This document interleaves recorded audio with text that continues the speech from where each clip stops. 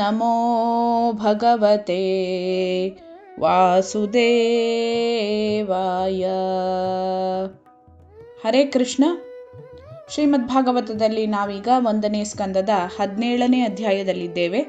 17ನೇ ಅಧ್ಯಾಯದಲ್ಲಿ ಪರೀಕ್ಷಿತ ಮಹಾರಾಜ ಹಸು ಹಾಗೆಯೇ ಎತ್ತಿನ ರೂಪದಲ್ಲಿದ್ದಂತಹ ಭೂದೇವಿ ಮತ್ತು ಧರ್ಮಪುರುಷ ಇವರಲ್ಲಿ ನಿಮ್ಮ ಕಷ್ಟಕ್ಕೆ ಏನು ಕಾರಣ ಎಂಬುದಾಗಿ ಕೇಳುತ್ತಾನೆ. ಆಗ ಧರ್ಮಪುರುಷ ಪರೀಕ್ಷಿತ ಮಹಾರಾಜನಿಗೆ ನಮ್ಮ ಕಷ್ಟಕ್ಕೆ ಒಂದೇ ಒಂದು ಕಾರಣವನ್ನು ಕೊಡಲಿಕ್ಕೆ ಸಾಧ್ಯ ಇಲ್ಲ, ಅಥವಾ ತರ್ಕದಿಂದ ನಮ್ಮ ದುಃಖದ ಕಾರಣವನ್ನು ವ್ಯಕ್ತಪಡಿಸಲು ಸಾಧ್ಯವಿಲ್ಲ, ಊಹೆಯಿಂದಲೂ ತಿಳಿಯಲು ಸಾಧ್ಯವಿಲ್ಲ, ಹಾಗೆಯೇ ಮಾತುಗಳಿಂದಲೂ ಕೂಡ ನಮ್ಮ ದುಃಖವನ್ನು ವ್ಯಕ್ತಪಡಿಸಲು ಸಾಧ್ಯವಿಲ್ಲ.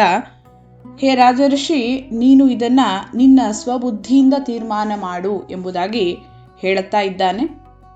ಆನಂತರದಲ್ಲಿ ಇವತ್ತಿನ ಶ್ರೀಮದ್ ಭಾಗವತದ ಶ್ಲೋಕಗಳನ್ನು ನೋಡ್ತಾ ಹೋಗೋಣ. ಇವತ್ತಿನ ಶ್ರೀಮದ್ ಭಾಗವತದ ಶ್ಲೋಕಗಳಲ್ಲಿ ಮೊದಲನೆಯದಾಗಿ 1ನೇ ಸ್ಕಂದದ 17ನೇ ಅಧ್ಯಾಯದ 21ನೆಯ ಶ್ಲೋಕ. ಸೂತ ಉವಾಚ ಏವಂ ಧರ್ಮೇ ಪ್ರವದತಿ ಸ ಸಾಮ್ರಾಟ್ ದ್ವಿಜ ಸತ್ತಮಾಃ ಸಮಾಹಿತೇನ ಮನಸಾ ವಿಖೇದಃ ಪರ್ಯಚಷ್ಟತಂ.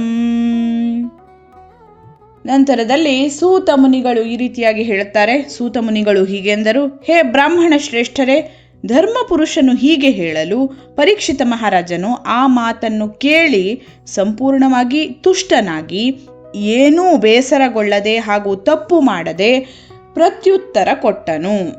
ಈ ಶ್ಲೋಕಕ್ಕೆ ಶ್ರೀಲ ಪ್ರಭುಪಾದರ ಭಾವಾರ್ಥವನ್ನು ನೋಡೋಣ ನಾವು. ಧರ್ಮಪುರುಷನಾದ ಆ ಎತ್ತಿನ ಮಾತು ತತ್ವದಿಂದ ಮತ್ತು ಜ್ಞಾನದಿಂದ ತುಂಬಿದ್ದಿತು. ಇದರಿಂದ ಪರೀಕ್ಷಿತನು ತುಷ್ಟನಾದನು. ದುಃಖಿಸುವ ಎತ್ತು ಸಾಮಾನ್ಯವಾದುದು ಅಲ್ಲವೆಂದು ಅವನು ತಿಳಿಯಬಲ್ಲವನಾಗಿದ್ದನು.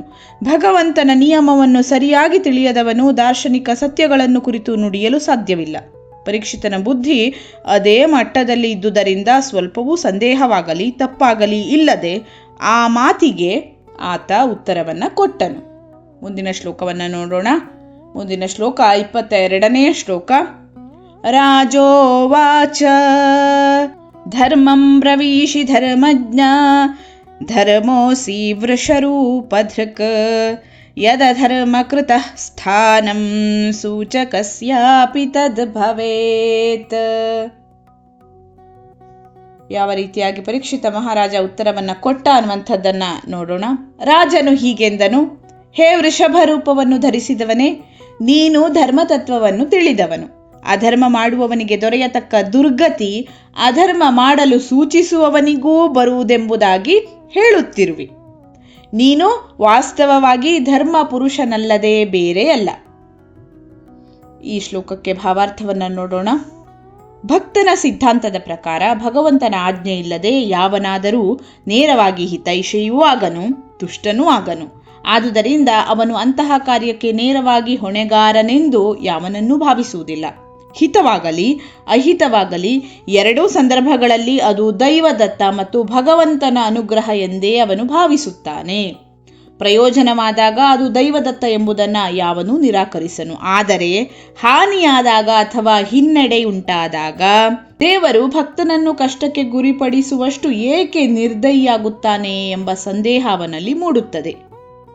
ಯಾವುದೇ ಸಂಗತಿ ಅನುಕೂಲಕರವಾಗಲಿ ಪ್ರತಿಕೂಲಕರವಾಗಲಿ ಅದನ್ನು ಸ್ವೀಕರಿಸುವ ವಿಧಾನವೂ ಈ ರೀತಿಯಾದದ್ದು. ಭಕ್ತನ ಮೇಲೆ ಅತ್ಯಾಚಾರ ಮಾಡಲು ಸೂಚಿಸಿದವನು ಅತ್ಯಾಚಾರಿಯಷ್ಟೇ ಪಾಪಿ. ಆದರೆ ಭಕ್ತನು ಭಗವಂತನ ಅನುಗ್ರಹದಿಂದ ಎಲ್ಲ ಪ್ರತಿಕೂಲಗಳನ್ನು ಸಹಿಸಿಕೊಳ್ಳುತ್ತಾನೆ. ಪರೀಕ್ಷಿತ ರಾಜನು ಇದನ್ನು ಕಂಡನು. ಆದುದರಿಂದ ವೃಷಭನು ಸ್ವಯಂ ಧರ್ಮ ಪುರುಷನೆಂದೇ ಅವನು ತಿಳಿಯಬಲ್ಲನು.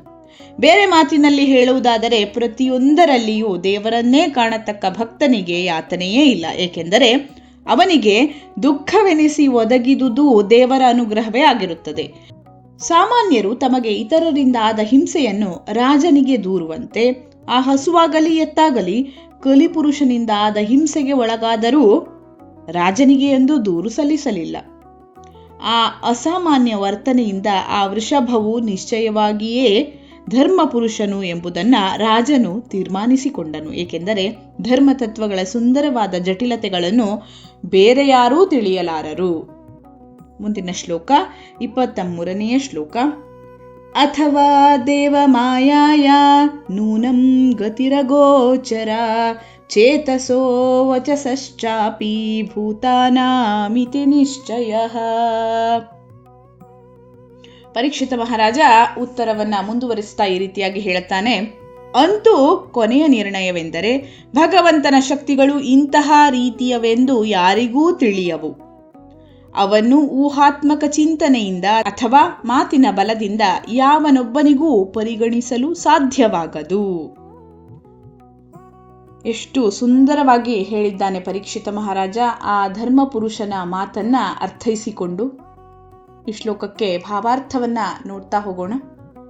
ಪ್ರತಿಯೊಂದು ಕಾರ್ಯವನ್ನು ಅಂತಿಮವಾಗಿ ಈಡೇರಿಸುವವನು ಭಗವಂತನೇ ಎಂದು ಭಕ್ತನು ತಿಳಿದಿದ್ದರೂ ಅವನು ಅಂತಹ ಕರ್ತೃವನ್ನ ಏಕೆ ಗುರುತಿಸದೇ ಇರಬೇಕು ಎಂಬ ಪ್ರಶ್ನೆ ಇಲ್ಲಿ ಬರಬಹುದು. ಅಂತಿಮ ಕರ್ತೃವನ್ನ ತಿಳಿದಿದ್ದರೂ ನಿಜವಾದ ಕರ್ತೃವನ್ನು ತಿಳಿಯದವನಂತೆ ವರ್ತಿಸಬಾರದು. ಈ ಸಂದೇಹಕ್ಕೆ ಪರಿಹಾರದ ಉತ್ತರವು ಇದು. ಯಾವುದೇ ಕಾರ್ಯಕ್ಕೆ ಭಗವಂತನು ನೇರವಾಗಿ ಹೊಣೆಗಾರನಲ್ಲ. ಏಕೆಂದರೆ ಪ್ರತಿಯೊಂದು ಕಾರ್ಯವು ಆತನಿಂದ ನಿಯೋಜಿತವಾದ ಮಾಯಾಶಕ್ತಿಯಿಂದ ಅಥವಾ ಭೌತಿಕ ಶಕ್ತಿಯಿಂದ ನೆರವೇರುತ್ತದೆ. ಭೌತಿಕ ಶಕ್ತಿಯು ಯಾವಾಗಲೂ ಭಗವಂತನ ಪರಮಾಧಿಕಾರದ ಬಗ್ಗೆ ಸಂದೇಹವನ್ನು ಉಂಟು ಮಾಡುತ್ತದೆ. ಪರಮಪ್ರಭುವಿನ ಅಪ್ಪಣೆ ಇಲ್ಲದೆ ಯಾವುದೂ ನಡೆಯದೆಂದು ಧರ್ಮಪುರುಷನು ಸರಿಯಾಗಿ ತಿಳಿದಿದ್ದರೂ ವಿಮೋಹಕ ಶಕ್ತಿಯಿಂದಾಗಿ ಅವನು ಸಂಶಯಕ್ಕೆ ಈಡಾಗಿದ್ದನು. ಆದುದರಿಂದ ಅವನು ಮುಖ್ಯ ಕಾರಣವನ್ನು ವ್ಯಕ್ತಪಡಿಸಲು ಹಿಂಜರಿದನು. ಈ ಸಂಶಯಕ್ಕೆ ಕಲಿಕಲ್ಮಶವೂ ಭೌತಿಕ ಶಕ್ತಿಯ ಕಲ್ಮಶವೂ ಕಾರಣ.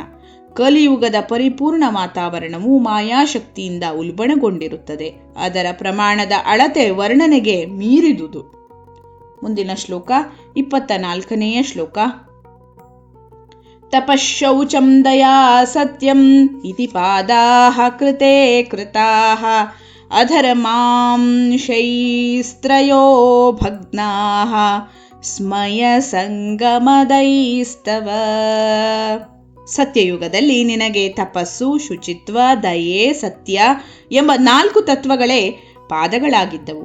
ಆದರೆ ಗರ್ವ, ಸ್ತ್ರೀಸಂಗ ಮತ್ತು ಮತ್ತತೆ ಎಂಬ ಅಧರ್ಮಗಳಿಂದ ನಿನ್ನ 3 ಪಾದಗಳೂ ಮುರಿದು ಹೋಗಿವೆಯೆಂದು ತೋರುತ್ತದೆ. ಈ ರೀತಿಯಾಗಿ ಪರೀಕ್ಷಿತ ಮಹಾರಾಜ ಧರ್ಮಪುರುಷನಿಗೆ ಹೇಳುತ್ತಾ ಇದ್ದಾನೆ. ಈ ಶ್ಲೋಕಕ್ಕೆ ಭಾವಾರ್ಥವನ್ನ ನೋಡ್ತಾ ಹೋಗೋಣ. ಜೀವಿಗಳು ಮಾಯೆಯ ಆಕರ್ಷಕ ಮೋಹಕ್ಕೆ ಎಷ್ಟರ ಮಟ್ಟಿಗೆ ಬಲಿಯಾಗುವರೋ ಅಷ್ಟರ ಮಟ್ಟಿಗೆ ಮೋಹಕ ಶಕ್ತಿ ಅಥವಾ ಭೌತಿಕ ಪ್ರಕೃತಿಯು ಜೀವಿಗಳ ಮೇಲೆ ಪರಿಣಾಮವನ್ನು ಉಂಟು ಮಾಡುತ್ತವೆ. ಪತಂಗಗಳು ಚೆನ್ನಾಗಿ ಹೊಳೆಯುವ ಪ್ರಕಾಶಕ್ಕೆ ಆಕರ್ಷಿತವಾಗಿ ಬೆಂಕಿಗೆ ಬಿದ್ದು ಸಾಯುತ್ತವೆ. ಹಾಗೆಯೇ ಬದ್ಧಾತ್ಮರು ವಿಮೋಹಕ ಅಗ್ನಿಗೆ ಬಲಿಯಾಗುವಂತೆ ವಿಮೋಹಕ ಶಕ್ತಿಯು ಅವರನ್ನ ಯಾವಾಗಲೂ ಸೆಳೆಯುತ್ತದೆ. ಆದರೆ ವೇದಶಾಸ್ತ್ರಗಳು ಹೀಗೆ ಬದ್ಧಾತ್ಮರು ಮೋಹಕ್ಕೆ ಬಲಿಯಾಗದೆ ಅದರಿಂದ ಪಾರಾಗಲು ಎಚ್ಚರಿಕೆಯನ್ನು ನೀಡುತ್ತವೆ. ನಾವು ಅಜ್ಞಾನವೆಂಬ ಕತ್ತಲೆಯ ಕಡೆಗೆ ಹೋಗದೆ ಪ್ರಗತಿಪರ ಪ್ರಕಾಶ ಪಥದ ಕಡೆಗೆ ಹೋಗಬೇಕೆಂದು ವೇದಗಳು ಸಾರುತ್ತವೆ. ವಿಮೋಹಕವಾದ ಭೌತಿಕ ಶಕ್ತಿಯು ಬಹಳ ಬಲಿಷ್ಠವೆಂದೂ ಅದನ್ನು ಜಯಿಸಲು ಸಾಧ್ಯವಿಲ್ಲವೆಂದೂ ಸ್ವಯಂ ಶ್ರೀಕೃಷ್ಣನು ಎಚ್ಚರಿಸುತ್ತಾನೆ. ಆದರೆ ಭಗವಂತನಿಗೆ ಸಂಪೂರ್ಣ ಶರಣಾದವನು ಸುಲಭವಾಗಿ ಹಾಗೆ ಮಾಡಬಲ್ಲನು. ಆದರೆ ಭಗವಂತನ ಪಾದಕಮಲಕ್ಕೆ ಸಂಪೂರ್ಣ ಶರಣಾಗುವುದು ಕೂಡ ಬಹು ಸುಲಭವಲ್ಲ. ಅಂತಹ ಶರಣಾಗತಿಯು ತಪಸ್ಸು, ಶುದ್ಧತೆ, ದಯೆ ಮತ್ತು ಸತ್ಯನಿಷ್ಠೆ ಇರತಕ್ಕವರಿಗೆ ಮಾತ್ರ ಸಾಧ್ಯ. ಮುಂದುವರಿದ ನಾಗರಿಕತೆಯ ಲಕ್ಷಣಗಳಾಗಿರುವ ಈ 4 ತತ್ವಗಳು ಸತ್ಯಯುಗದಲ್ಲಿ ಶ್ರೇಷ್ಠ ಲಕ್ಷಣಗಳಾಗಿದ್ದವು. ಆ ಯುಗದಲ್ಲಿ ಪ್ರತಿಯೊಬ್ಬ ಮಾನವ ವ್ಯಕ್ತಿಯು ಕಾರ್ಯತಃ ಅತ್ಯುತ್ತಮ ಶ್ರೇಣಿಯ ಯೋಗ್ಯ ಬ್ರಾಹ್ಮಣನಾಗಿದ್ದನು. ವರ್ಣಾಶ್ರಮ ಧರ್ಮದಲ್ಲಿ ಅವರೆಲ್ಲರೂ ಪರಮಹಂಸರು ಅಥವಾ ವೈರಾಗ್ಯದ ಅತ್ಯುನ್ನತ ವರ್ಗದವರಾಗಿದ್ದರು. ಸಾಂಸ್ಕೃತಿಕ ನೆಲೆಯಿಂದ ಮಾನವರು ಎಂದೂ ವಿಮೋಹಕ ಶಕ್ತಿಗೆ ವಶರಾಗುತ್ತಿದ್ದಿಲ್ಲ.